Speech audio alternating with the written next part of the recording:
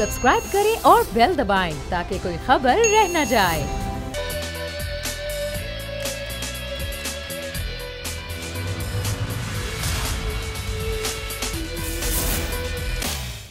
इंशाअल्लाह ताला ये जुल्म की रात छटने वाली है।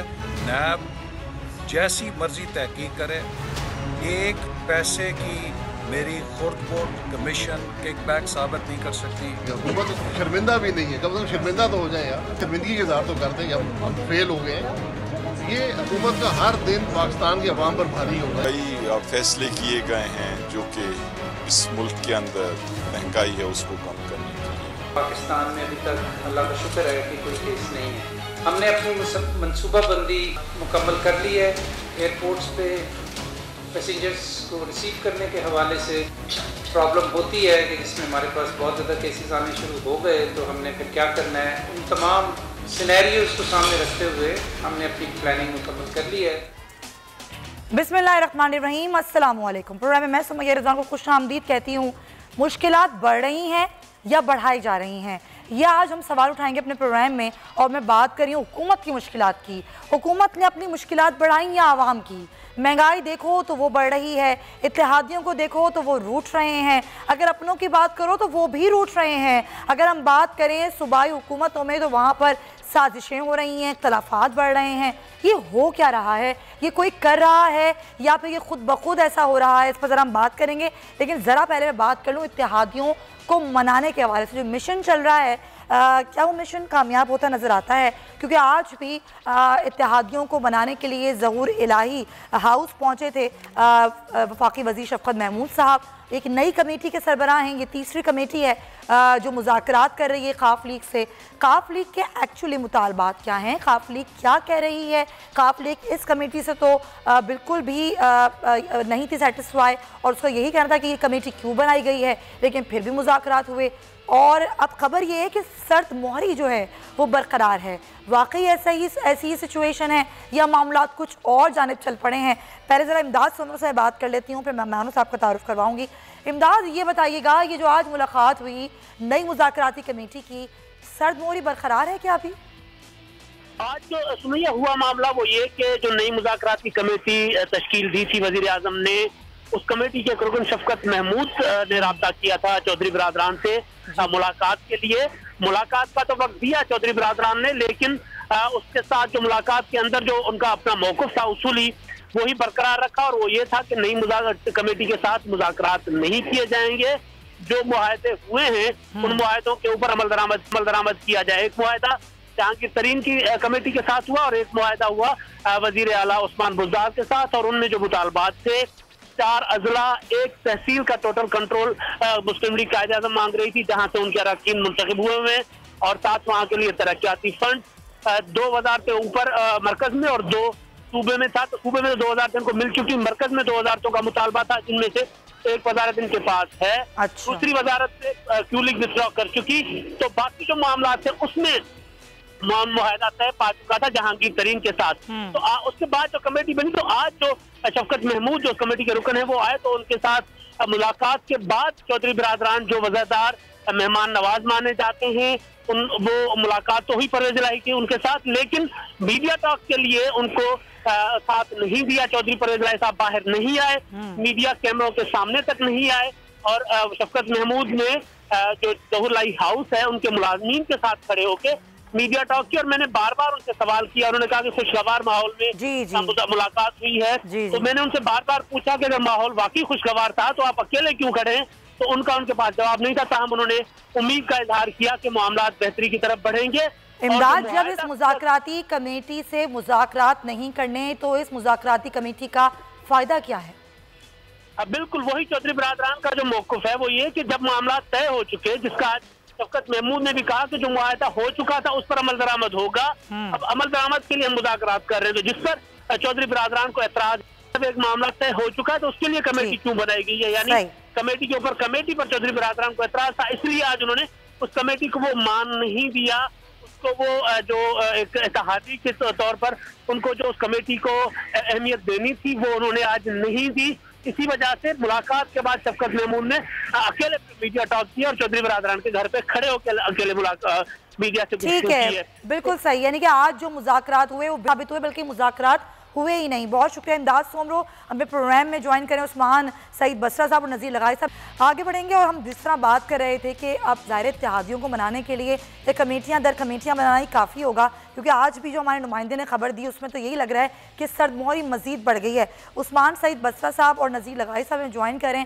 उस्मान साहब, मैं आपसे गुफ्तगू आगाज़ करती हूँ। ये कमेटियों पर कमेटियाँ बनाना क्या इस मसले को हल कर देगा? ऐसा ना हो कि इत्तेहादियों से इत्तेहाद ख़त्म हो जाए आप लोगों का। बिस्मिल्लाहिर्रहमानिर्रहीम। बहुत शुक्रिया सुमैया आपके इनवाइट करने के लिए। देखिए, मैं आपका सारा इंट्रो भी सुन रहा था और फिर जो आपके जो नुमाइंदा खुसूसी हैं वो भी उनकी बात मैं सुन रहा था। देखिए, जहाँ तक तो हमारे इत्तेहादियों की बात है तो वो तो हमारे साथ हैं, क्योंकि मुख्तलिफ जो है डाइवर्सिटी ऑफ ओपिनियन ज़रूर है, क्योंकि मुख्तलिफ जमातों का इत्तेहाद है। हर एक की अपनी रीजनल कंस्ट्रेंट्स हैं पॉलिटिक्स के अंदर, वो अपने रीजनल कंस्ट्रेंट्स के साथ ही हमारे उस इत्तेहाद का हिस्सा हैं, जिसको हम केटर भी कर रहे हैं। और जो एक डाइवर्सिटी ऑफ ओपिनियन है which is actually a blessing, तो वो उसको हम साथ लेके चल रहे हैं। मुझे ये लग रहा है, मुझे ये कहने दीजिए एक ऑन अ लाइटर नोट के इत्तेहादी तो माने हुए हैं, मीडिया नहीं मान रहा। मीडिया नहीं मान रहा कि इत्तेहादी माने हुए हैं, तो मैं मीडिया से भी ये सर, मीडिया तो खबर बात करता है सर, यहाँ पर खबरों पे बात की जाती है, मीडिया के मानने ना मानने की बात नहीं है। डाइवर्सिटी ऑफ ओपिनियन यहाँ पर नहीं है, वो 4 मुतालबात हैं, वो 4 चीज़ें हैं। उनका वो जो आपका एक तहरीरी उनके सामने मुआहिदा किया था इत्तेहादी बनने से पहले, ये उस पर बात हो रही है, खबर पर बात हो रही है, खबर के अलावा कोई और बात नहीं है। मैं सुमैया, मैं आपकी बात पे एग्री करता हूँ। मेरे ख्याल में जो लफ्ज़ मैंने मीडिया कहा तो मुझे अब एहसास हुआ कि वो मैंने गलत कह दिया। मुझे यकीनी तौर पे लामहवाला आपके इस जवाब का सामना करना पड़ा था। देखिए, मसला क्या है, अभी जो आज जैसे शफकत महमूद यहाँ पे तशरीफ़ लाए तो ये किसी डिफरेंस ऑफ ओपिनियन को गल्फ करने के लिए नहीं आए थे, उसको ब्रिज नहीं कर रहे थे कि उसको आगे ख़त्म करें। वो जो हमारी कमेटी बनी हुई है जिसके अंदर अब तो आपके सब सामने आ गया कि वो 4 इजला के ऊपर किस तरह से बात करनी है, वो उसमें पावर शेयरिंग का क्या तरीका होगा। उन 4 इजला के अंदर हमारे पाकिस्तान तहरीक इंसाफ के भी स्टेक होल्डर हैं, उनमें से इक्का दुक्का ज़िला वो है जिसके अंदर इनके 2 हैं, बाकी हमारे लोग हैं। तो इसको एक पावर शेयरिंग का जो फार्मूला है उसको प्रैक्टिकली किस तरह इंप्लीमेंट किया जाए, आप इसके ऊपर कोई डिफरेंसेस नहीं है, बिल्कुल भी पहले दिन भी नहीं थे। अच्छा। ये क्योंकि इसको आप अंडरस्टैंड कर लीजिए, और हमारे साथ लगारी साहब मौजूद हैं, वो आपको इस पर बिल्कुल पॉइंट टेकन, डिफरेंसेस नहीं है, कहीं कोई मसला नहीं है। फिर भी चौधरी परवेज इलाही साहब आते हैं, मीडिया के सामने नहीं आते, एक वीडियो पैगाम रिकॉर्ड करवाते हैं, उसमें कहते हैं कि ऑपोजिशन या इत्तेहादी को, बल्कि नाम लेते हैं कि इत्तेहादियों को सौतन ना समझा जाए, उनसे सौतन वाला सलूक ना किया जाए। सर, ये मीडिया ने नहीं बोला, लगारी साहब कमेंट कीजिएगा। मेरी तो ख्वाहिश है कि बसरा साहब, क्योंकि बसरा साहब जो सीनियर हैं, शौकत वो हमारे दोस्त हैं, तो ये भी हमारे भाई हैं, इनकी मुश्किलात हल हों, लेकिन मुश्किलात जो हैं वो बढ़ रही हैं। अच्छा सर, बढ़ा कौन रहा है? इन्होंने खुद बढ़ाई हैं या खुद ब खुद बढ़ रही हैं? जो मुश्किलात, एक तो उसका बुनियादी अमल तो इनका अपना है। गलती कोई इंसान खुद ही करता है, फिर गलती को किसी मंतकी अंजाम तक लेने वाले बहुत से अवामिल और अनासिर होते हैं जो लेकर जा रहे होते हैं। बुनियादी गलती इनकी थी। अगर कोई चीज़ तय थी तो उसका कोई फार्मूला भी आगे जाकर बना लेते, फार्मूलेट कर लेते कि भाई ये 4 अजला हैं, इसमें पावर शेयरिंग का ये फार्मूला होगा, और दोनों फरीक इस पर राजी होते और उस पर अमल होता। तो उन्होंने इंतज़ार किया एक लंबे अरसे तक, और फिर देखा कि जनाब इनके तो मिजाज दूसरे हैं और ये बात ही नहीं सुन रहे हैं। फिर ऐसा हुआ कि इनके अपने पार्टी के लोगों ने जो है वो रुख बदलना शुरू किया। उन्होंने कहा भाई हम कहाँ हैं, हम जो अपने कश्तियाँ जलाकर आपके कारवां में शामिल हुए थे, हमें तो नहीं पूछा जा रहा है। और 20 इनके अपने अरकान जो हैं वो रूठे हुए बैठे हुए हैं। PML लेकिन हुकूमत मानने को तैयार नहीं। लगाई साहब, मैं चाहूँगी ब्रेक में ले लूँ, तो ब्रेक के बाद आएंगे तो आपसे इसको कंटिन्यू भी करेंगे और ज़रा बात करेंगे कि आवाम की भलाई का तो कोई बिल ना आया, लेकिन आज एक बिल आ गया है जो कि मुअज़्ज़िज़ अरकान पार्लियामेंट ने इसलिए लेकर आए कि बहुत महंगाई है। फिर बात करेंगे इस ब्रेक के बाद।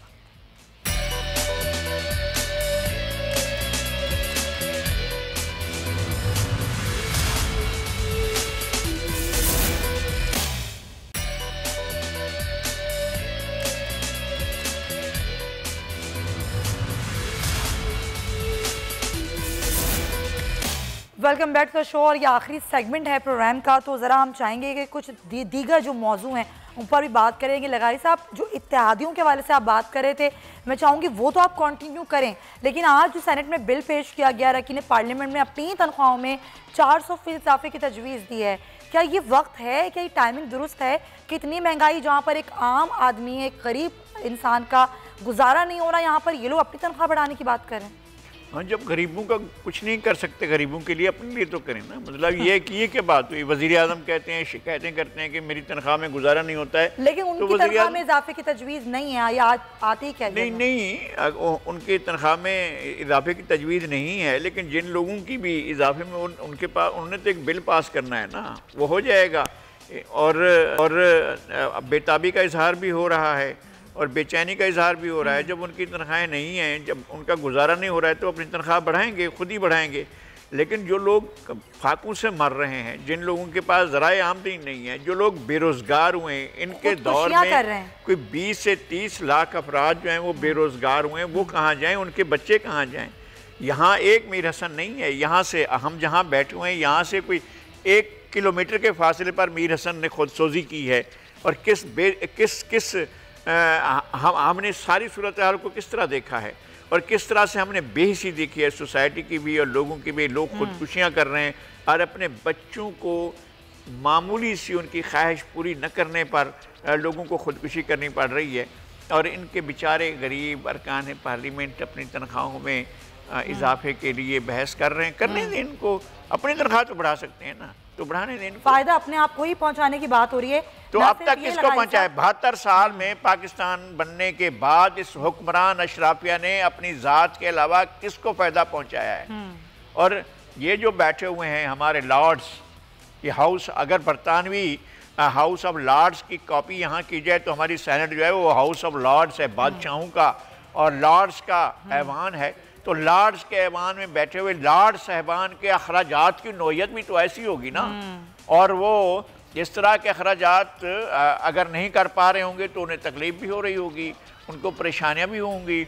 उनको करोड़ों इंसानों के बच्चों के आंखों के अंदर आंसू नहीं नज़र आते हैं और उनको वो चीखें सुनाई नहीं देती हैं जो भूख से बिलखते बच्चे रात रात भर चीखें मारते मारते सो जाते हैं, मगर उनको उस वक्त का खाना नहीं मिलता, उनके तन ढांपने के लिए मुनासिब कपड़े नहीं हैं।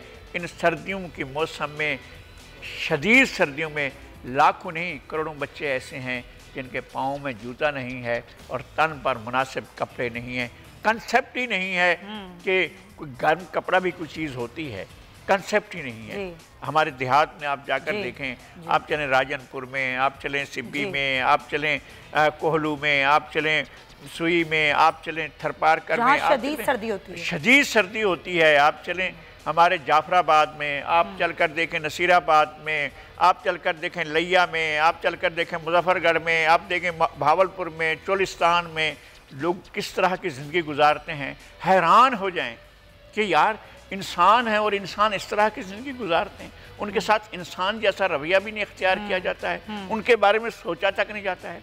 यहाँ राउसा सोचते हैं, बादशाह सोचते हैं कि हमारी तनख्वाहें बढ़ाई जाएं। लगारी साहब, इनको शर्म नहीं आती इस तरह के बिल पेश करते हुए, इस तरह के बिल बनाते हुए? आवाम के लिए तो कभी कुछ भला नहीं सोचा, फिर बात करते हैं कि हम रियासत मदीना बनाएंगे। इनको शर्म नहीं आती? मेरे ख्याल में एक मुअज़्ज़ज़ रुकन सेनेट, हम तो पार्लियामेंट का, चूँकि हमारी घुट्टी में ये था, हमारी तरबियत में ये था कि पार्लियामेंट का एहतराम किया जाए, और पिछले 1.5 महीने से हमें ये हज़म नहीं हो रहा है पार्लियामेंट का एहतराम जो हमने ज़िंदगी भर किया है और लड़े हैं इसके लिए। पार्लियामेंट होनी चाहिए, पार्लियामेंट को क्यों तोड़ा जाता है, पार्लियामेंट को क्यों तोड़ा जाता है? हम खड़े होते थे सड़कों पर, चौराहों पर, हम बात कर रहे होते थे। अब हमें शर्म आती है कि पार्लियामेंट इसको कहते हैं कि आवाम की नुमाइंदगी ये होती है। लेकिन इनको शर्म नहीं आती, पैदा ही नहीं हुए उस दिन। तो बहरहाल क्या किया जा सकता है, क्या कहा जा सकता है? और वो जो एक सेनेटर साहब फरमा रहे हैं जिसको नहीं लेनी हो ना लेना, मुखालफत क्यों कर रहा है? ये तक कहा जा रहा है कि जो लोग, एक आध लोग जो मुखालफत कर रहे हैं कि ये नहीं होना चाहिए बिल और ये अवाम का मजाक उड़ाना है, तो तो जो लोग ये आवाज़ उठा रहे हैं उनके ऊपर भी आवाज़ आ रही है, वो भाई नहीं लेनी है नहीं लो, क्यों बीच में क्यों आ रहे हो इस सारे बिल के। तो ऐसे लोग भी हैं हमारे यहाँ जो कहते हैं कि नहीं इन विचारों की, शायद ऐसे ही लोग हैं लगारी साहब, अगर मैं इसको जुमले को इस तरह बोलूँ। आपका बहुत बहुत शुक्रिया नज़ीर लगारी साहब। यहाँ पर कम पड़ जाता है जब हम इस तरह के इशूज़ पे बात करते हैं, फिर जब कुछ समझ में नहीं आता इन मुअज़्ज़िज़ अरकान पार्लियामेंट की, तो फिर ये कहते हैं कि ये तो मीडिया का कसूर है, ये तो मीडिया आग लगाता है, तो मीडिया हवा बनाता है, कि तो मीडिया राय का पहाड़ बनाता है। जनाबे वाला राय होगी तो पहाड़ बनेगा। अगर आप नहीं सोचेंगे कि आवाम का भला हो और फिर बात करेंगे रियासत मदीना की, तो फिर आपसे शिकवा तो होगा और आपसे शिकायत भी होगी, और शिकायत का जवाब आपको यहाँ नहीं तो वहाँ ज़रूर देना होगा। इसी नोट के साथ इंशाल्लाह आपसे कल मुलाकात होगी। अपना बहुत ख्याल रखिएगा। अल्लाह हाफ़िज़।